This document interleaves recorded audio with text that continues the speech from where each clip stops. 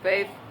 And after last night along Annex Street in Old East Dallas, the victim is in the hospital. His condition not known. Investigators trying to determine if this was an attempt